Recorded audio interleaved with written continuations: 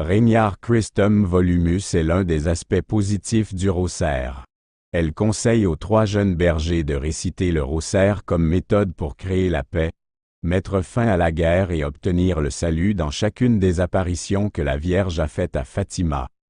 Sans dénoncer les aspects les plus pieux de la religion catholique, tels que l'oraison dominicale, Notre Père, la salutation angélique, Ave Maria, et les mystères de la vie, de la mort et de la gloire de Jésus-Christ et de sa Sainte Mère, il est impossible à quiconque d'exprimer sa désapprobation à l'égard de la dévotion au Saint Rosaire. L'adversaire du salut des âmes est celui qui s'efforce de dissuader les fidèles de réciter le rosaire.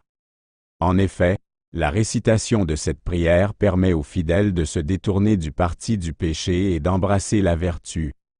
Quel châtiment devrait être réservé à ceux qui éloignent les autres de la dévotion à la Sainte Vierge, si saint Bonaventure avait raison d'affirmer que ceux qui haïssent la Sainte Vierge mourront dans le péché et seront condamnés. Rôle du rosaire dans les bienfaits. Saint Louis Grignon ajoute que le rosaire, lorsqu'il est prié avec la méditation des mystères, est un magnifique moyen de nous pousser encore plus dans la pratique de cette dévotion aux grandes âmes. 1. Nous élève insensiblement à la parfaite connaissance de Jésus-Christ. 2. Purifie nos âmes du péché. 3. Nous rend victorieux de tous nos ennemis. 4.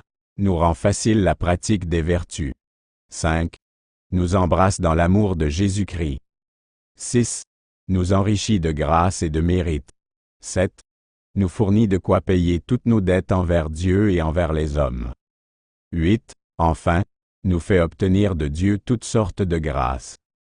Capable de convertir ceux qui ont péché, il a été révélé au bienheureux Alano de la Roche par la Sainte Vierge que dès que saint Dominique commençait à prêcher le rosaire, le cœur des pécheurs les plus endurcis s'émouvait et ils versaient des larmes de tristesse sur leurs transgressions. Prenez le rosaire, récitez-en une partie en l'honneur de quelques mystères de la vie, de la passion ou de la gloire de Jésus-Christ, et soyez convaincus que, pendant que vous méditez et honorez ces mystères, il présentera ses plaies sacrées à son Père céleste, intercédant pour ceux qui prient et obtenant la contrition et le pardon de leurs péchés. Si la conscience de quelqu'un est accablée par un péché quelconque, prenez le rosaire, récitez-en une partie et soyez convaincus qu'il présentera ses plaies sacrées à son Père qui est aux cieux. Le Seigneur a exprimé un jour sa gratitude au bienheureux Alano. Si ces misérables pécheurs récitaient fréquemment mon rosaire, ils participeraient au mérite de ma passion et, en tant que leur avocat, j'apaiserai la justice divine. Une arme puissante pour lutter contre les démons. Cette vie est un combat sans fin et une tentation constante. Ce n'est pas contre des adversaires de chair et de sang que nous devons nous défendre, mais contre les puissances de l'enfer. En méditant sur la vie, la passion et la majesté de Jésus-Christ, quelles meilleures armes pour les combattre que la prière que notre grand capitaine nous a enseignée, que la salutation angélique qui a chassé les démons, aboli le péché et recréé le monde, et que la salutation angélique. Par conséquent, armons-nous de ces armes de Dieu, le Saint Rosaire, et nous frapperons la tête du diable, en restant stables face à toutes les tentations. Il s'ensuit que le rosaire, même l'instrument matériel, est si horrible pour le démon, et que les saints l'ont utilisé pour lier le démon et l'expulser du corps des possédés, comme l'indiquent différentes légendes. Le bienheureux Alano raconte qu'un individu, après avoir tenté de se débarrasser de l'esprit malveillant qui le possédait par diverses activités dévotionnelles, eut l'idée de porter le chapelet autour du cou, ce qui finit par le soulager. Après avoir constaté que le démon le tourmentait terriblement lorsqu'il l'enlevait de son cou, il prit la décision de le garder autour du cou à tout moment du jour et de la nuit. Le démon l'a alors quitté pour de bon, car il ne pouvait plus supporter le fardeau d'une chaîne aussi redoutable. En plaçant le chapelet autour du cou des personnes possédées, le bienheureux Alano lui-même a confirmé qu'il avait libéré un nombre important de personnes de leur possession. Une jeune femme possédée par le démon fut amenée au père Jean Amat, membre de l'ordre de Saint-Dominique, alors qu'il prêchait pendant le carême dans une ville située dans le royaume d'Aragon. Après avoir tenté en vain de l'exorciser à plusieurs reprises, il plaça le chapelet autour de son cou. Aussitôt, elle se mit à pousser des cris et des hurlements effrayants, criant « Enlevez, enlevez ces grains qui me tourmentent ». Finalement, le prêtre, pris de compassion pour la malheureuse jeune femme, lui enleva son chapelet du cou. Cette nuit-là, alors que le révérend père se reposait sur son lit, les mêmes démons qui avaient possédé la jeune fille se précipitèrent sur lui, écumant de rage, essayant de s'emparer de lui. Mais, le chapelet serré dans sa main, malgré tous les efforts des démons pour l'arracher, le prêtre les battit admirablement et les chassa en criant « Sainte Marie, Notre-Dame du Saint-Rosaire, aidez-moi ». Le lendemain matin, lorsqu'il revint à la chapelle, il constata que la malheureuse était toujours sous l'emprise du démon. « Ah, mon frère, si tu n'avais pas eu ton chapelet, nous t'aurions achevé, » rugit l'un des démons qui résidait en elle en se moquant de lui.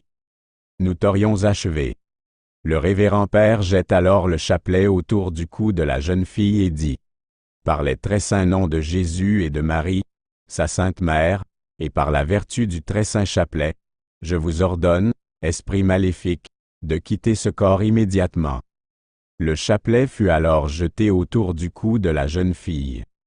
Au même moment, les esprits malins ont été contraints d'obtempérer et la jeune fille a été immédiatement libérée. Comme les grains bénis du rosaire sont capables de chasser toutes sortes de péchés et toutes sortes de tentations, ces anecdotes démontrent la capacité du Saint-Rosaire à vaincre toutes sortes de péchés et toutes sortes de tentations. Un mécanisme de défense inexpugnable contre ceux qui cherchent à porter atteinte à la foi catholique. Quelqu'un est-il en mesure de relater les victoires que Simon, comte de Montfort, a remportées sur les hérétiques albigeois alors qu'il était sous la protection de Notre-Dame du Rosaire? Parce qu'elles sont si connues que personne d'autre au monde ne les a jamais vues. Un jour, il a affronté 10 000 hérétiques avec 500 guerriers. Un autre jour, face à 3000 personnes, il a triomphé avec 30 guerriers. Puis, avec une force de 800 chevaliers et 1000 fantassins, il a brisé l'armée de 100 000 hommes que le roi d'Aragon avait rassemblée, ne perdant qu'un chevalier et 8 de ses troupes au cours de l'opération. Lorsque la Sainte Vierge a sauvé Alano de Lannevalet, un chevalier breton qui luttait pour la foi contre les albigeois, de quel danger l'a-t-elle sauvé? Tout à coup, alors qu'il était assiégé accent aigu de toutes parts par des assaillants, la Sainte Vierge leur lança 150 pierres qui finirent par le libérer de l'emprise de ses adversaires. Un autre jour, alors que son bateau faisait naufrage et qu'il était sur le point de sombrer, cette bonne mer lui fit apparaître 150 petites collines. C'est par ces collines qu'il est arrivé dans son pays. En outre, en souvenir des miracles que la Vierge avait accomplis en sa faveur, grâce au chapelet qu'il répétait quotidiennement, Alano fit construire un couvent pour permettre à saint Dominique d'y recevoir des services religieux. Plus tard, il se convertit à la foi religieuse et mourut à Orléans en tant que saint.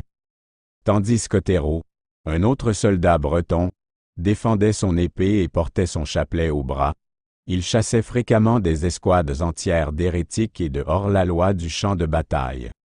Il y a eu une époque où Otero a défié 20 000 hérétiques avec 10 compagnies différentes, et il l'a fait sans perdre un seul des siens. Ce fait eut un tel impact sur le général de l'armée hérétique qu'il alla voir le combattant breton, s'excusa pour son hérésie et déclara qu'il l'avait vu se couvrir d'armes en feu alors qu'il était engagé dans un combat.